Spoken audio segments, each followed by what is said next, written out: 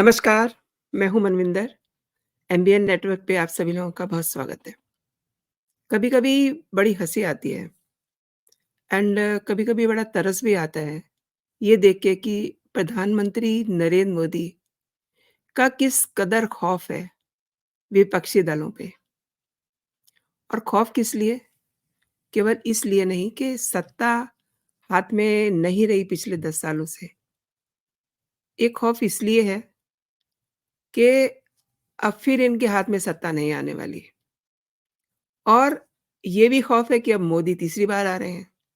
और आने के बाद जो विपक्ष पर बीतने वाली है, वो ये जानते हैं। मोदी ने बजट सेशन में पहले ही ये बता दिया और करके दिखा दिया कि तीसरी बार आने के बाद क्या होने वाला है। 26 फरवरी यानी कि आज दिल्ली के सीएम केजरीवाल एक बार फिर से उनकी पेशी है, लेकिन वो पहुँचेंगे इसके बारे में अभी कुछ कहा नहीं जा सकता। जल्द ही वो जेल भी जाएँगे, इससे भी इनकार नहीं किया जा सकता, ये तय है। उसके लिए चाहे सीबीआई की किसी भी क्लॉज़ का प्रयोग क्यों ना करना पड़े, किसी भी कानून को क्यों ना इस्तेमाल करना पड़े, लेकिन केजरीवाल का जेल जाना ऑलमोस्ट तय है। केजरीवाल का ज़िक्र इसलिए किया कि ये बड़े परेशान हैं प्रधानमंत्री से। हर भाषण पर जब भी इनके पास डायस होता है, ये कहते हैं कि मोदी केवल आपसे डरते हैं। और आप देखिए कि खुद डरे-डरे भाग रहे हैं। ईडी के सम्मन पे पेशी पे नहीं जाते हैं, डरे हुए तो खुद हैं।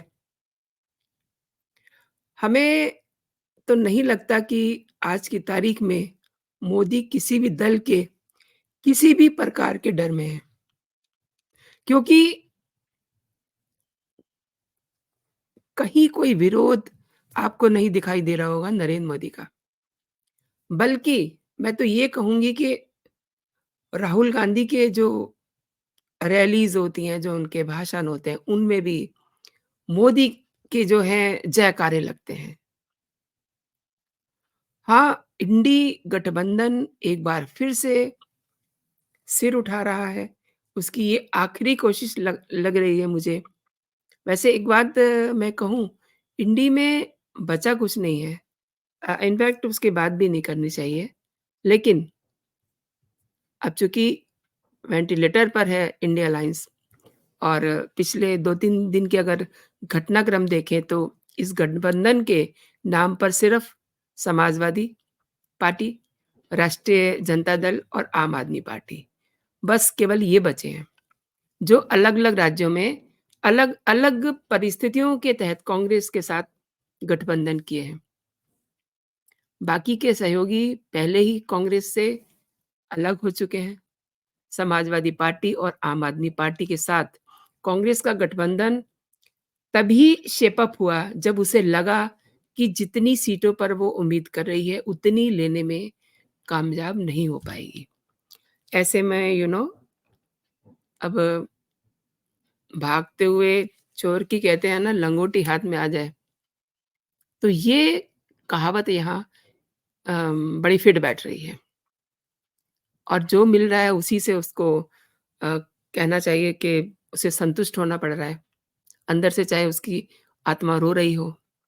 समाजवादी पार्टी और कांग्रेस ने 20 फरवरी 2024 को सीटों के बँटवारे पे घोषणा की और इस घोषणा के तहत उत्तर प्रदेश में समाजवादी पार्टी ने कुल 80 सीटों में से 17 सीटें कांग्रेस को दी, जबकि बाकी की जो सीटें हैं 63 सीट्स उन पर अपने छोटे सहयोगियों के साथ खुद लड़ेंगे और कांग्रेस ने मध्य प्रदेश में समाजवादी पार्टी को लोकसभा की 1 सीट दी है। अब समाजवादी पार्टी और कांग्रेस के बीच गठबंधन के बाद जो 17 सीटें कांग्रेस को दी गई हैं ना, उनमें रायबरेली, अमेठी, कानपुर नगर, फतेहपुर सीकरी, बांसगांव, सहारनपुर, प्रयागराज, महाराजगंज, वाराणसी, अमरोहा, झांसी, बुलंदशहर, गाजियाबाद, मथुरा, सीतापुर बाराबंकी और देवरिया लोकसभा सीटें हैं। इनमें वाराणसी सीट पर समाजवादी पार्टी ने पहले ही अपने उम्मीदवार की घोषणा कर दी थी। अब मेबी हो सकता है उसपे वो अपना डिसीज़न ज़रा-सा पलटें। वहीं कांग्रेस और आम आदमी पार्टी ने दिल्ली, गुजरात और हरियाणा, चंडीगढ़ और गोवा में सीटों का सीट शेयरिंग की है। इसमें दिल्ली की 7 लोकसभा सीटों में से 3 पर कांग्रेस चुनाव लड़ेगी, जबकि 4 सीटें आम आदमी पार्टी ने अपने पास रखी हैं। और इसी तरीके से गुजरात की 26 लोकसभा सीटों में से 24 पर कांग्रेस लड़ेगी और 2 पर आम आदमी पार्टी लड़ेगी। गुजरात में भरूच और भावनगर की सीटें आम आदमी पार्टी को दी गई हैं। हरियाणा में कांग्रेस पार्टी 10 में से 9 सीटों पर लड़ेगी, जबकि आम आदमी पार्टी 1 सीट पे लड़ेगी। हरियाणा की कुरुक्षेत्र लोकसभा सीट आम आदमी पार्टी को दी गई है। इसके अलावा चंडीगढ़ और गोवा में कांग्रेस अकेले चुनाव लड़ेगी। अब ये देखना बड़ा इंटरेस्टिंग होगा। गोवा में जिस सीट से आम आदमी पार्टी ने उम्मीदवार की घोषणा की है, ऑब्वियसली वहाँ से उसकी दावेदारी वापस ली जाएगी और पंजाब में दोनों ही पार्टियाँ आमने-सामने लड़ेंगी। अगर सीट बँटवारे के ये शेड देखेंगे तो लगेगा कि इंडी गठबंधन केवल नाम भर का है। गोवा और पंजाब में कांग्रेस के साथ आम आदमी पार्टी के बीच जिस तरीके का गठबंधन देख रहे हैं, यानी समाजवादी पार्टी और आम आदमी पार्टी ने अपनी-अपनी शर्तों पर मतलब अपनी ज़रूरत के हिसाब से कांग्रेस के साथ साझेदारी की है। जो कहना चाहिए था ना कचरा था, वो कांग्रेस की जेब में डाल दिया। अगर कांग्रेस इन पार्टियों के साथ गठबंधन नहीं करती, तो उसे अकेले ही लोकसभा चुनाव में उतरना पड़ता और शायद ये भी संभव होता कि साल 2019 के लोकसभा चुनाव से ज़्यादा उसकी दुर्गति होती।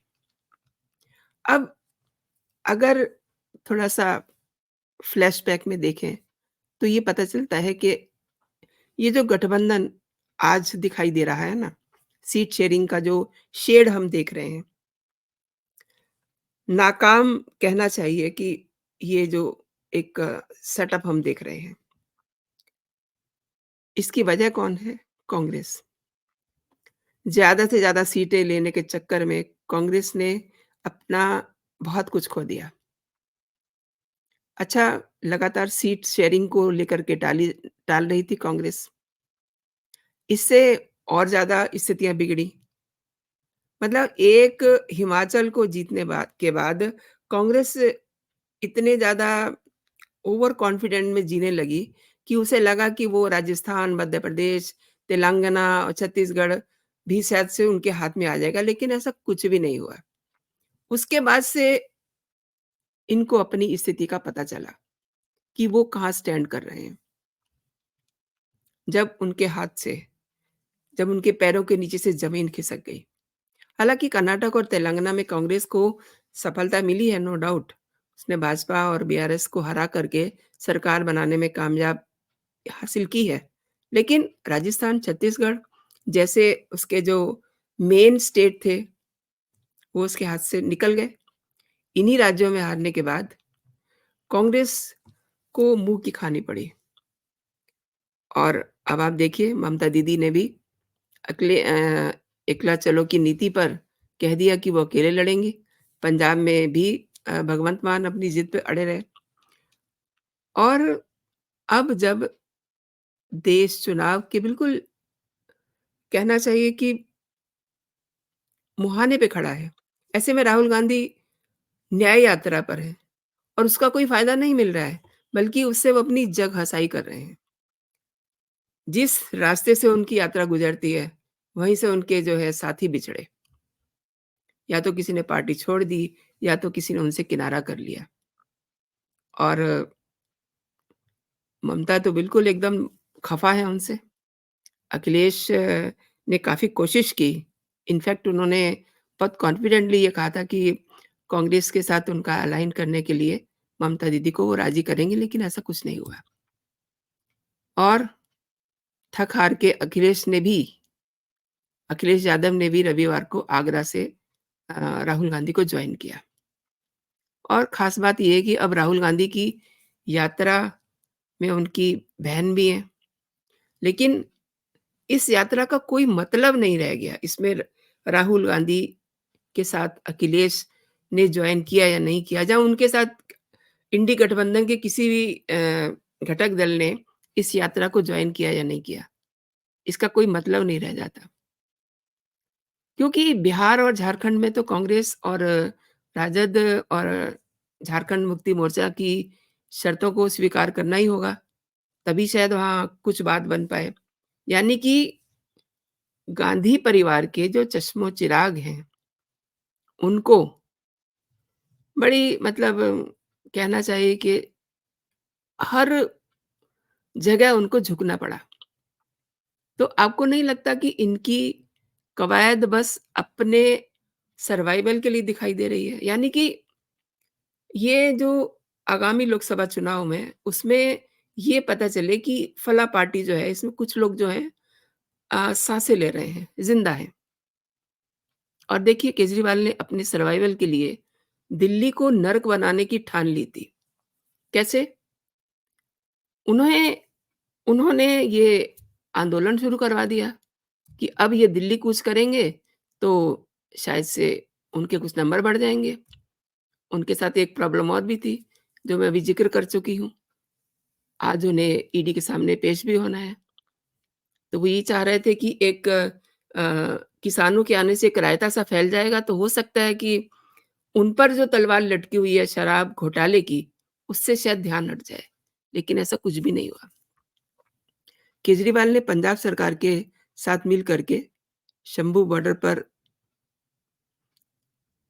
क्या-क्या नहीं किया। तो इसका जवाब जनता आम आदमी पार्टी को ज़रूर देगी।